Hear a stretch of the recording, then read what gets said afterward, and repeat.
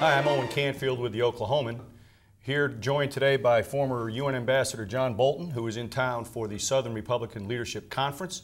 Ambassador, thank you so much for being here. Glad to be here with you. Before we got on the air, you'd mentioned that this is not your first visit to Oklahoma City. I would have thought it would have been, but you've got some history here. Well, I've spent many days here going back to the late 70s working for Kerr-McGee Nuclear. I was a lawyer in Washington at the time. We did a lot of work for Kerr-McGee generally and particularly the nuclear company. So I was almost here long enough to register to vote, but I didn't. But I'm glad to be back. Well, you may or may not remember, it's been a long time, but this is not the city it was back at the time you were here. I've seen that. It's amazing. It's a beautiful city, and it's a great credit to everybody who's put it together. Well, we're glad to have you here. Let's talk a little bit about the conference. What is your general impression of the men and women who have stood up and said, I think I want to, or I am definitely going to run for president? Well, I think on the Republican side, we've got a very competitive field. I don't think there's any front runner. I think it's wide open. And I think that's a good thing for the party and for the country. I think competition is a good thing, and there are a lot of issues to be debated. I think national security is the most important. I think we saw that in the conference already so far, and I think it's going to be a big issue in the 2016 general election, too.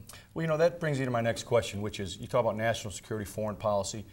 Republicans have plenty of ammo to use against the sitting president about his approach to foreign policy. But like a lot of things, Republicans can't just stand up and say, I'll do it differently. I won't be Barack Obama. What would you like to see from a Republican candidate in terms of a foreign policy plan or a national defense plan? Well, I think that's one reason why having a broad debate among the candidates in the field is so important, because it's not enough just to read a speech that say, I believe in a strong foreign policy. Right. You really have to elaborate on it and articulate how you're going to get from A to B, not just talk about it. I think that we're in a much more dangerous world than we were 6 years ago, and it won't be enough simply to change the failed policies of President Obama, because we're not going to go back to where we were by doing that. The ground is shifted under us. I think the Middle East is descending into chaos. Right. I think we face risks from a really aggressive, near belligerent Russia, and similarly for China, especially in the South China Sea. So there's a lot that a new Republican president would have to do. Number one, signaling politically that we don't accept the world as it is now. We are going to change it. I think that's much what Reagan had to do when he took over from Carter, but there's a lot of hard work on the budget to get the defense budget back up that needs to be done as well. I think there's really a very close relationship between domestic policy and foreign policy. You know, one of the themes of the conference here is energy, obviously critical to a state like Oklahoma. And I personally think there's hardly an issue that better exemplifies the relationship between domestic and foreign policy than energy. Every American is touched by energy policy. They have to fill the gas tank up on their car. They have to look at their home heating bills, sometimes their home power bills. And so the mistakes we make on domestic policy by trying to push oil and gas and coal out of the equation, we feel internationally as well. Would we rather buy our gas from foreigners who don't have our best interest at heart, or from North American producers? I mean, you can go down a long list, and I think the Republican candidate really ought to make energy policy central to the campaign to demonstrate this relationship between a strong American economy at home and a strong American presence internationally. If you were to be asked the question that I'm about to ask, I'd be interested to know, if you had to say, this one thing is the most pressing concern internationally, this one area of the world, this one country, would it be Iran? Would it be something other than, would it be ISIS? What would you pinpoint? Well, unfortunately, there's a lot of competition for that distinction, and I'm afraid in the next 20 months it's going to get worse. But if I had to pick one, I would pick nuclear proliferation, not just from Iran, but from North Korea and others.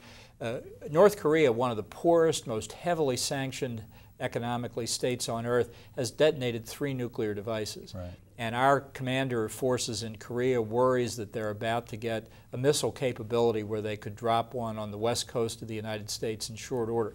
Now, if North Korea can do that, nobody should be surprised that Iran's about to do it. If we fail to stop Iran from getting nuclear weapons, there'll be proliferation across the Middle East. Right. North Korea's continued use of its nuclear program is going to inspire others in that region.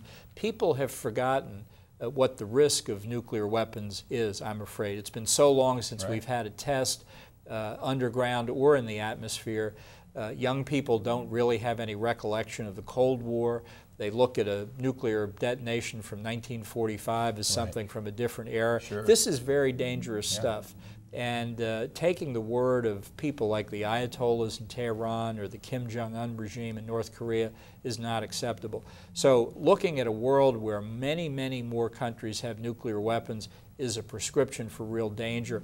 Only the United States is going to stop it. We've failed to do that for the past 6 years, and our time is running very short. Let me ask you a quick question about Israel. How much would it help for the President of the United States, the current one or the next one, to stand up and say, we are strongly behind Israel?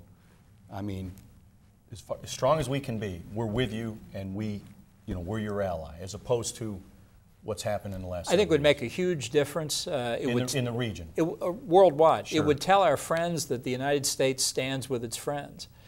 Obviously, we have disagreements. Families have disagreements. This is nothing new. But when your friends are in trouble, you stand with your friends, and you tell your adversaries, don't mess around with them. This is really not hard. You don't have to be an international geostrategic thinker to understand that strength deters your adversaries from going after you or your friends. And I do think it would have a global significance, because everybody looks at the way this administration has treated Israel and says, you know, if that's the way America treats its friends, how's it going to treat other allies when they come to their time of trouble, and how's it going to deal with its adversaries? Israel is part of the West. This is not simply a question for Jewish Americans. There are Americans of every religious stripe that understand that Israel is our closest ally in the region. They're outraged at our policy toward Israel today, and I think they would support a president who said, make no mistake about it, we do stand with Israel. Ambassador John Bolton, thank you so much for taking some time this weekend to come by the Oklahoman. We really appreciate it. My pleasure.